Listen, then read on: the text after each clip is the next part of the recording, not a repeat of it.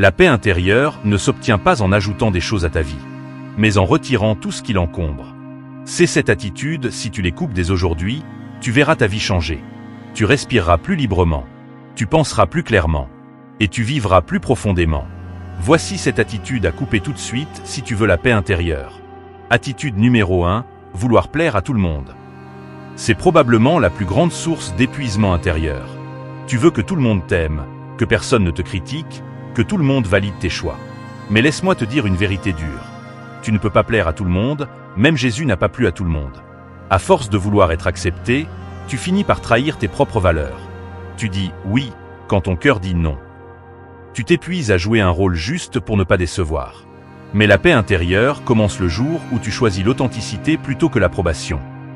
Arrête de courir après les applaudissements. Parce que la paix ne vient pas quand tout le monde t'aime, mais quand tu t'aimes toi-même.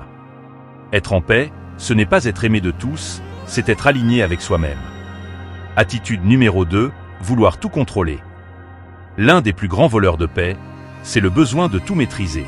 Tu veux que tout se passe comme tu veux, quand tu veux, avec qui tu veux. Mais la vie ne fonctionne pas comme ça.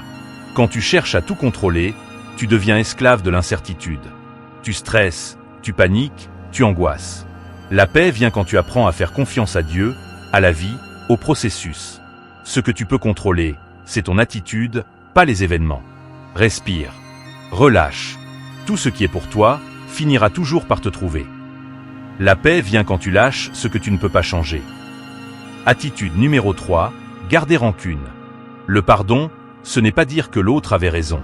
Le pardon, c'est choisir de ne plus être prisonnier de la douleur. Beaucoup de gens ne dorment plus à cause de blessures qu'ils entretiennent eux-mêmes. Ils repensent encore et encore à ce qu'on leur a fait. Mais chaque fois que tu repenses à cette blessure, tu rouvres la plaie. Et tant que tu tiens rancune, c'est toi que tu blesses, pas l'autre. Alors oui, pardonner, c'est dur. Mais ce n'est pas une faiblesse. C'est un acte de libération. Tu ne pourras jamais avoir la paix intérieure si ton cœur est plein d'amertume. Libère, pardonne et avance. Pardonner, ce n'est pas effacer, c'est choisir de ne plus saigner. Attitude numéro 4, vivre dans le passé. Le passé, c'est un endroit de référence, pas une résidence. Tu ne peux pas avoir la paix si tu regardes constamment dans le rétroviseur. Ce qui est fait, est fait. Ce qui est perdu, est perdu. Tu ne peux pas commencer un nouveau chapitre si tu relis sans cesse l'ancien. Le passé ne mérite pas ton énergie.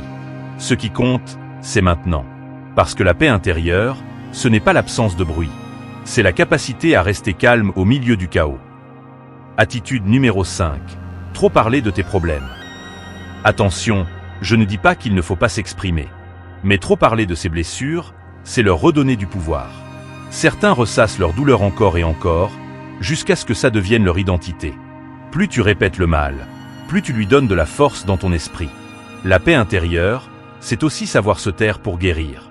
Parfois, il faut juste confier à Dieu, à ton journal, à ton silence. Parce que le calme guérit mieux que 1000 paroles. Parle moins de ta douleur, médite plus sur ta guérison.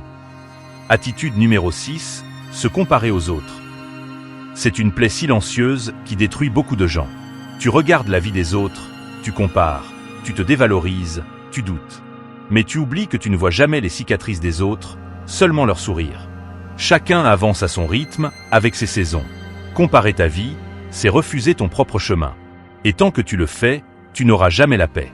La comparaison t'enlève la joie de vivre ta propre vie. Attitude numéro 7. Trop vouloir avoir raison. Tu veux toujours prouver que tu as raison. Tu veux le dernier mot, même dans les discussions inutiles. Mais parfois, avoir raison te coûte la paix. Il y a des combats qu'il faut savoir laisser tomber. Tu n'as pas besoin d'imposer ta vérité à tout le monde. La maturité, c'est savoir choisir ses batailles. Mieux vaut avoir la paix que d'avoir toujours raison. Retiens ceci, ce que tu refuses de couper aujourd'hui, coupera ta paix demain. Merci de me suivre. Si ce message t'a parlé, partage-le à quelqu'un qui a besoin de se libérer. Et abonne-toi. À bientôt.